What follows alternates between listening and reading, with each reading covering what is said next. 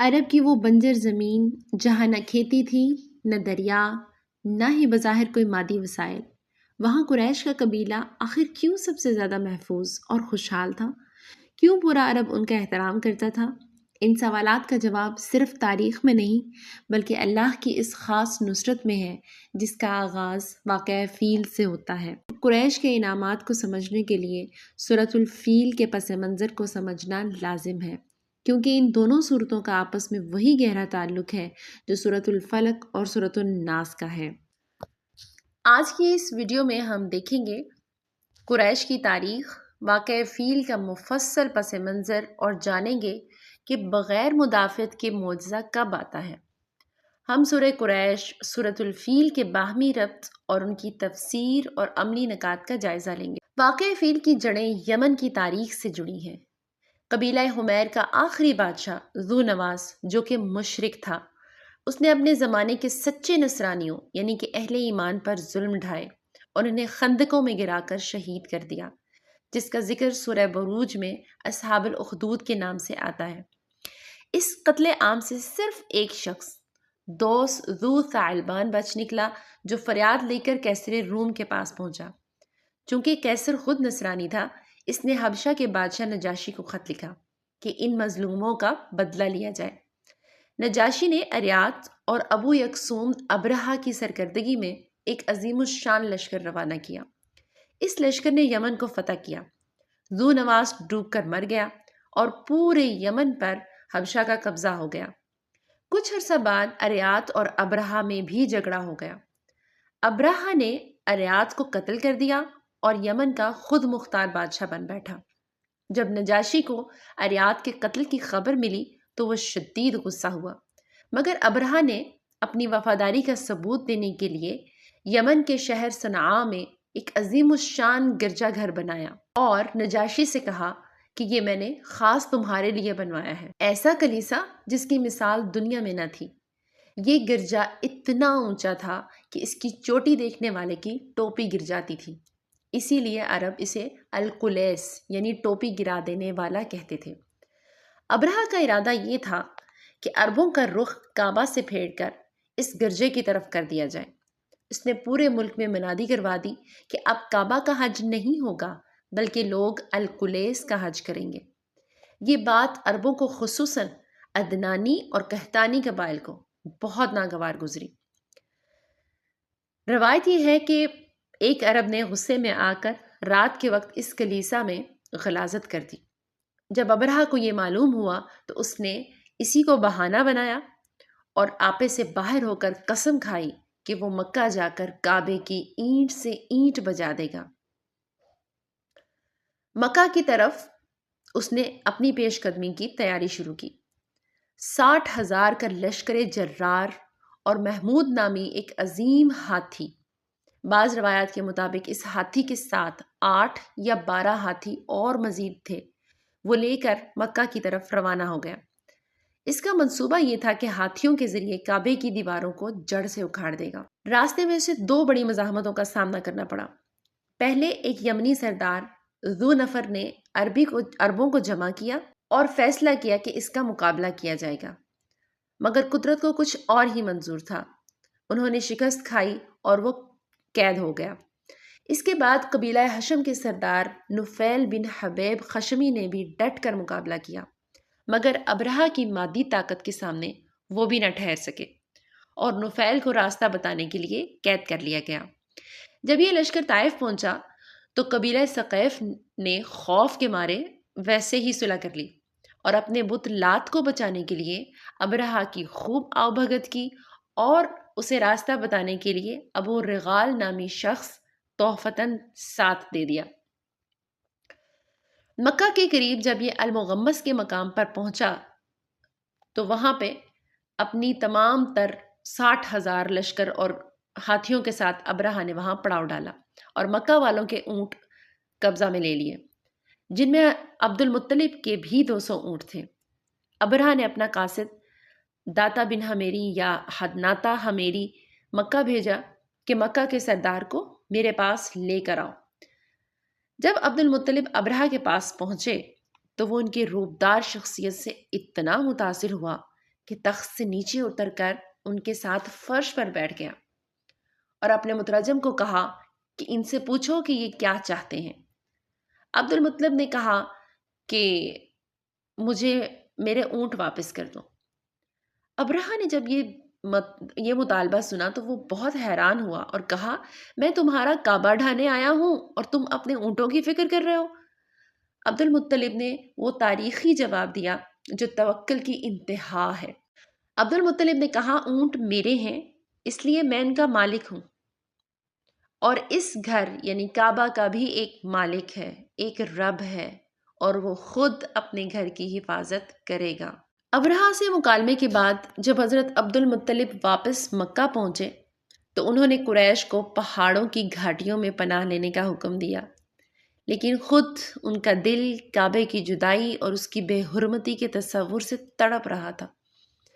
مکہ خالی کروانے کے بعد وہ قریش کے چند مخصوص سرداروں کے ساتھ بیت اللہ کے دروازے پر آئے، اس کا حلقہ تھاما، اس کا کنڈا یا کڑا، اور اللہ کے حضور ایسی رقت آمیز دعا کی، تاریخ آج بھی اس کی گواہی دیتی ہے، اور اسی سے ملتے جلتے کچھ الفاظ جو حضرت محمد صلی اللہ علیہ وآلہ وسلم نے بدر کی دعا میں شامل کیے تھے۔ انہوں نے بلند آواز میں یہ اشعار پڑھے جو در حقیقت ایک عاجز بندے کی اپنے رب سے فریاد تھی۔ لا ہم ان المرء یمنع رحلہ فامنع حلالک، لا یغلبن صلیبہم ومحالہم ابدا محالک۔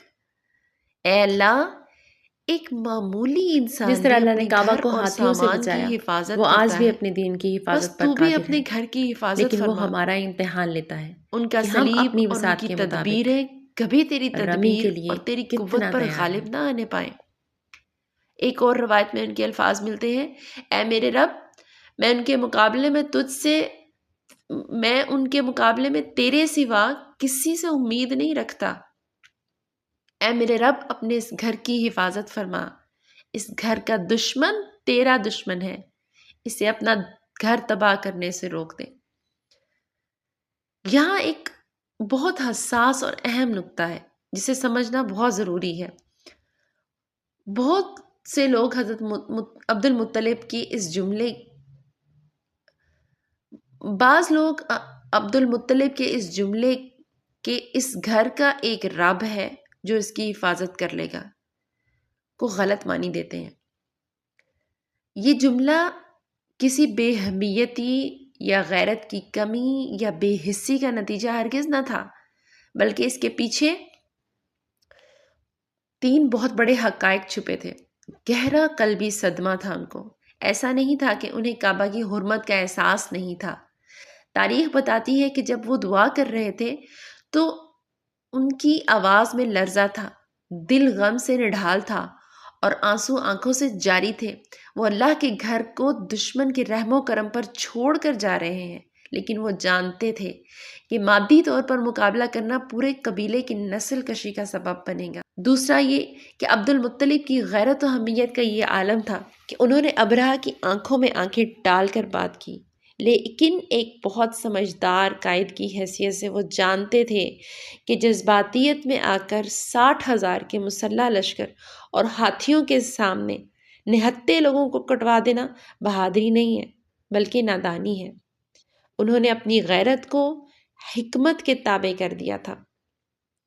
اور سب سے اہم تیسرا پوائنٹ کہ رب خود حفاظت کرے گا، دراصل اللہ کی قدرت پر اس یقین کامل کا اظہار تھا جو معجزات کا پیش خیمہ بنتا ہے۔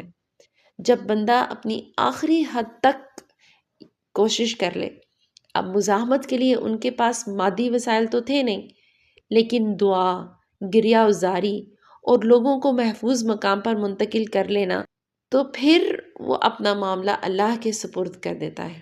اکثر مفسرین کے نزدیک جب قریش پہاڑوں میں چلے گئے تو پرندوں نے آ کر کنکریاں ماری۔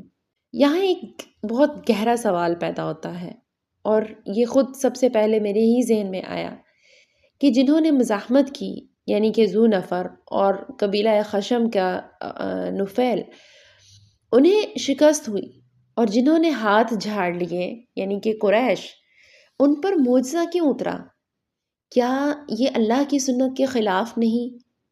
اور پھر اس کی دلیل کے لیے میرے ذہن میں یہ آیت چل رہی تھی کہ بالکل ایسے ہی جیسے عبد المطلب جواب دیتے ہیں کہ یہ رب کا گھر ہے اور وہ خود اس کی حفاظت کر لے گا، بنی اسرائیل نے بھی تو حضرت موسیٰ علیہ السلام کو کچھ اسی طرح کا جواب دیا تھا کہ فَاذْهَبْ أَنْتَ وَرَبَّكَ، جاؤ تم اور تمہارا رب لڑائی کرو، إِنَّا هَاهُنَا قَاعِدُونَ، ہم تو یہاں پہ بیٹھے ہیں۔ پھر میں نے دوبارہ اپنا مطالعہ تازہ کیا، مفسرین کو سنا، لیکن مجھے اس کا کہیں جواب نہیں ملا۔ کافی غور و فکر کے بعد اور اللہ تعالیٰ سے دعا کے بعد میرے اوپر یہ 2 پوائنٹ ظاہر ہوئے کہ یہاں بے بسی بے مقابلہ معجزہ اور استطاعت بے مقابلہ حکم ہے۔ اب یہی دلیل جو میرے ذہن میں آئی اِنَّا هَاهُنَا قَاعِدُونَ والی، بنی اسرائیل کا واقعہ جو ہے، جب حضرت موسیٰ علیہ السلام نے انہیں ارض مقدسہ میں داخلے کا حکم دیا تو وہ ایک آزاد اور منظم قوم تھے، ان کے پاس لڑنے کی قوت تھی، مگر انہوں نے کہا تم اور تمہارا رب جا کر لڑو۔ یہ بزدلی اور نافرمانی تھی، اس لیے ان پر 40 سال کی ذلت مسلط کر دی گئی۔ یہی بنی اسرائیل اور یہی حضرت موسیٰ، کچھ ہی سال پیچھے جائیے، جب اللہ تعالیٰ ان کو کہتے ہیں کہ میرے بندوں کو لے کر یہاں سے چلے جاؤ، بھاگ جاؤ، نکل جاؤ، کیونکہ تب ان کے پاس نہ تو مادی وسائل تھے اور نہ ہی فرعون کے خلاف لڑنے کی، اتنے بڑے لشکر کے خلاف لڑنے کی طاقت تھی۔ اور تب ہوا معجزہ، اللہ تعالیٰ نے کہا عصا مارو تو سمندر پھٹ کے تمہارے لیے راستہ بن گیا۔ لیکن اس وقت جب وہ لڑنے کی قوت تھی ان کے پاس اور وہ ایک منظم قوم تھے، اس وقت جب انہوں نے کہا تم اور تمہارا رب جا کر لڑو تو اللہ تعالیٰ نے 40 سال کی ذلت ان پر مسلط کر دی، وہاں کوئی معجزہ نہیں ہوا۔ بالکل اسی طرح قریش کا واقعہ ہے۔ قریش کے پاس 60,000 کے لشکر اور ہاتھیوں کے مقابلے میں کوئی مادی طاقت نہ تھی، وہ نہتے تھے۔ یہاں پہاڑوں میں پناہ لینا بزدلی نہیں بلکہ حقیقت پسندی اور عسکری حکمت عملی تھی۔ جب انسان اپنی بساط بھر کوشش، جیسے کہ پہاڑوں پر مورچہ بند ہو گئے، اور اس کے بعد دل کی کیفیت کیا تھی ان کے دل کی کیفیت اس وقت اللہ پر توکل کے ساتھ ساتھ رنج اور غم میں مبتلا تھے، وہ جو ان کی دعا اس بات کا منہ بولتا ثبوت ہے۔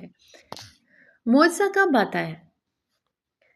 معجزہ اس وقت آتا ہے جب بندہ اپنی استطاعت کے مطابق آخری حد تک کوشش کر لے اور پھر معاملہ اللہ پر چھوڑ دے۔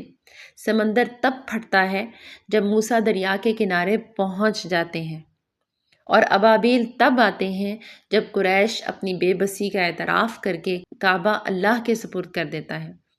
ایسا نہیں ہے کہ آپ میں استطاعت بھی ہے، طاقت بھی ہے، قوت بھی ہے اور پھر آپ ابابیلوں کا انتظار کریں۔ آج کی ابابیل کہاں ہیں؟ ہم اکثر مظلوموں کے لیے غیبی مدد کا انتظار کرتے ہیں، لیکن ہمیں یہ دیکھنا ہوگا کہ کیا ہم اصحاب فیل کے دور کے قریش کی طرح مجبور ہیں یا موسیٰ کی قوم کی طرح وسائل رکھنے کے باوجود بیٹھے ہوئے ہیں؟ اگر ہمارے پاس وسائل ہیں اور ہم حرکت نہیں کر رہے تو ہم نصرت الہی کے نہیں بلکہ ذلت کے حقدار بنیں گے۔ قریش کا احترام کیوں تھا؟ اس واقعے کے بعد پورے عرب میں قریش کی دھاک بیٹھ گئی تھی، انہیں اہل اللہ یعنی اللہ والے کہا جانے لگا۔ اللہ نے انہیں بھوک میں کھانا دیا، خوف میں امن دیا۔ اس کا ذکر انشاءاللہ آگے سورہ قریش میں آئے گا۔ یہ خوشحالی اور امن اس گھر کی خدمت اور اللہ پر کامل توکل کا نتیجہ تھا۔ یہ واقعہ فیل محض ایک پرانی کہانی نہیں ہے بلکہ اللہ کی قدرت کا وہ ضابطہ ہے جو بتاتا ہے کہ جب باطل اپنے مادی وسائل پر تکبر کرتا ہے تو اللہ اسے کھائے ہوئے بھوسے کی طرح حقیر کر دیتا ہے، اور جب حق اپنی کمزوری کو اللہ کی طاقت سے جوڑ دیتے ہیں تو ابابیل جیسے ننھے پرندے ہاتھیوں پر بھاری پڑ جاتے ہیں۔ انشاءاللہ اگلی نشست میں ہم سورۃ الفیل اور سورۃ القریش کی آیت با آیت تفسیر دیکھیں گے، جو کہ اس فتح کے نتیجے کے بعد میں انہیں حاصل ہوئی۔ جس طرح اللہ نے کعبہ کو ہاتھیوں سے بچایا، وہ آج بھی اپنے دین کی حفاظت پر قادر ہے، لیکن وہ ہمارا امتحان لیتا ہے کہ ہم اپنی وسعت کے مطابق رمی کے لیے کتنا تیار ہیں۔